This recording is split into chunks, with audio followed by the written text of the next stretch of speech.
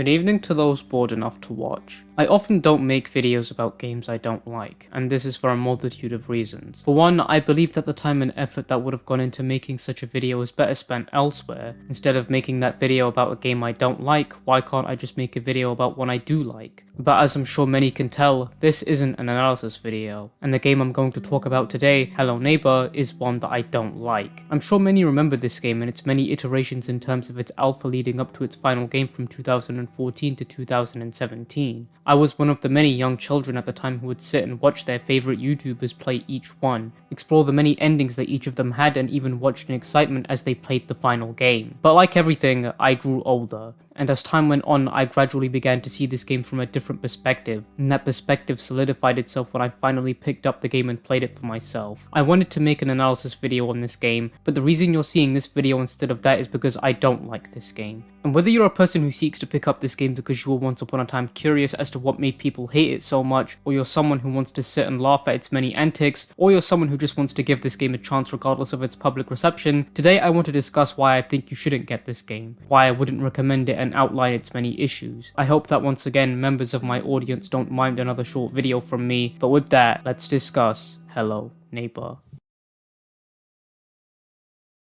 One of the many things I don't like about this game is how its gameplay is executed, of which many may remember was originally done really well during the first alpha of the game, but as time went on we devolved into the full game where we now have the iteration that we do today. One of the many issues I have is how the gameplay just gradually gets more and more tedious to play through, filled with incoherent puzzles and a lack of direction. Act 1 is the only time in the game where it's ever shown to you where you need to go to advance the game, while in Act 2 it's obvious that you're trying to escape the house. The game doesn't show you how to do any of that. One of the many complaints people have with this game is that for a large duration of its playtime, you're never shown where to go and thus you're forced to look at a guide or just wander around for an hour until you accidentally find your destination. And this is true. The game does a poor job with directing you on where to go and how to figure out the puzzles. Unlike other puzzle games which establish the game's rules and mechanics, this game doesn't, meaning you either don't know that you're meant to engage with something as though it is a puzzle, or you don't understand the way it works. I'm no stranger to not understanding a puzzle and resorting to using a guide for it, but the difference between doing so for this game and another is that whenever I do look at a guide for the latter, I always feel like a moron for not thinking of the solution presented within them. But when it comes to this game, I always wonder to myself how anyone could have figured out the solution on their own. Maybe I'm the only one who feels that way when it comes to this game, but the puzzles are so poorly presented and executed to the point where I'd rather spend my time stacking boxes or using exploits to get through the game rather than actually trying to figure any of them out, especially with how unreliable this game's physics are. Trying to place items down would sometimes result in me being flung into the air or across the room with no explanation, and speaking of unreliable, that's how I feel about this game as a whole. It's clearly buggy and unfinished in a lot of ways, ranging from general presentation, which doesn't really bother me that much, or the common game-breaking glitches, which I will get into in a moment. Other than that, a large duration of my gameplay was just wandering around and hoping I'd find some progress, only to just decide to exploit the game and try to progress through that method. Furthermore, the game advertises itself as a stealth game, yet most of it is you trying to solve the puzzles in areas the neighbor can't even access. I understand that the general idea was to build tension in the player through putting them in situations where they need to solve puzzles with the constant threat of the neighbor looming over their heads every time they step foot into that house, but in execution it's done really poorly. Look no further than the first act of the game, where the neighbor can't even access a good majority of his house, which is the entire upper section of it, which only gets worse as the game goes on. Primarily speaking of Act 3, in my opinion, I think that the game forgets that as a full game, a lot of people would not have played the alphas and thus not know how the world of this game works. It treats itself more as an extension to those alphas rather than a full game, and that's the biggest cause of its downfall for me. At no point in the game does it give you any tutorial on how to play the game or understand its world or how it works. Even from the beginning cutscene, it immediately throws you into it, expecting you to have prior knowledge for how the game works. Again, I can only assume that this is because the game assumes that you're familiar with the alphas leading up to the game, which doesn't account for all the new players likely playing through the game blind. At that point, how can you blame someone for looking up a guide for this game? The footage I've shown in this video has exclusively been the first act, but it only gets worse from here. For example, Act 3, the worst act in the game for me. Every issue I've talked about so far is multiplied more than tenfold in this act. the neighbor can't access 75% of his own house, really causing you to just feel like you're playing through a boring sandbox puzzle game with no threat whatsoever. The game gives you no direction in what to do and once again just assumes you had prior knowledge on that. The third act is also the worst for other reasons as well, one of them being how overwhelmingly difficult the house is to navigate. While the house in the first act was boring in the sense that the neighbor couldn't access it if you never flipped this switch here, this one you just have no idea where to go for a large duration of it. At least the house in the first act was memorable and I actually knew where I had to go and how to get there, but the house in the third act is just a large amount of buildings interconnected in the strangest of ways, with the strangest of methods to access them, with the neighbor being unable to access most of the house. Another thing I want to talk about is the way that this game presents the mystery of what's in the basement. For those who are unaware, with this game you play as a character who seeks to enter the neighbor's basement after seeing him seemingly lock someone or something in there. This is how the first act begins. And the reason that people call this act the best in the game is because the game captivates you with the initial mystery of what could be in there. You as the player are intrigued to see what is behind that basement door, and alongside being actively shown where the key to that basement is, you have the desire to play the game and find a way inside. But then Act 3 happens, where we're tasked with going into the basement again, which takes away that mystery. The climax of this story was being caught by the neighbor and trying to escape his house after that. Act 3 and the finale just feel like filler content to me. Why would we want to re-enter the basement if we have already been in there? Yes, it could be that the game is trying to explore the trauma that comes with being kidnapped, but it's done really poorly. It almost feels as though the game doesn't even know what story it wants to tell. One minute it's telling the tragic backstory of the neighbor, and the next it's showing us the traumatic events of the main character. There's no balance between the two, and nor are there any interconnection between the two. Why do we, as the player, care about what the neighbor's backstory is? Tragic, yes, but what reason do we have to actively be interested in the neighbor's story? Between the two stories being told here, there's no connection. I think that it's nice that the game shows the trauma of the main character, but it's done so poorly. That point being exemplified through the disappointing ending of the game, which I won't spoil, completely invalidates the player's efforts in the third and final act of the game. Maybe one could argue that ending could, in terms of the story, justify the house being so big in that act of the game, but it does not justify or validate the player's efforts and frustrations during that act. Furthermore, why would we want to go back down there? The game is confused between whether it wants to tell the story of self-growth, trauma, or the neighbor's backstory, so it does all three and, in my opinion, fails. Yes, there is a lot of symbolism in the game, which while I can appreciate the attention to detail, I would have appreciated it more if the game was more consistent with that in the game as a whole. Yes, I appreciate what the game tries to do, but unfortunately it all goes up in the flames of frustration and irritation of the player. With that, I want to talk about some of the more miscellaneous topics surrounding this game.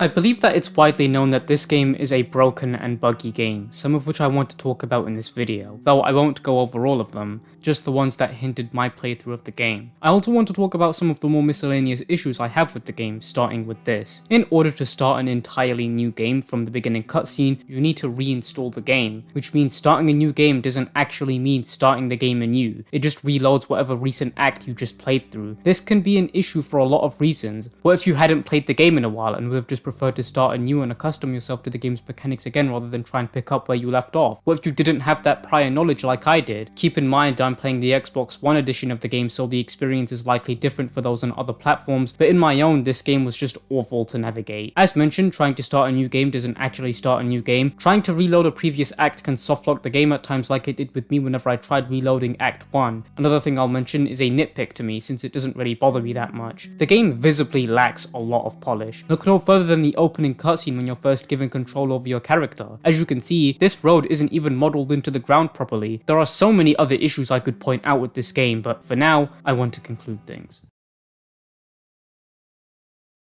I hope that this video has made it clear as to why I do not like this game. There was potential here, but ultimately I believe that in the many iterations that this game had, the original vision for it was lost, and so we ended up with what we have today. A half-baked game at best, cobbling something together to make sense of it all. I believe that what we had in the alphas had potential, and it's sad to look back on those alphas and not only see the original vision be lost, but to see the game grow into what it is now. It's undoubtable that a more younger version of myself was ecstatic over those alphas and would have loved this game game's full release. That younger version certainly did when he saw the full game release in 2017. And that's because that's what the audience for this game mostly grew into. Impressionable young children who can't see or understand the flaws behind this game. I do know that like every game's audience, there are older members in that audience behind this game, some who are likely watching this video. To anyone who does like this game, whether it be young or old or anything of that nature, I respect your opinion for liking this game. I want to make that very clear. I personally had a lot of issues with this game when I played it for myself, and thus I wanted to share that experience. So, for that reason, I would not recommend Hello Neighbor. It's not worth your time, and it's not worth your money.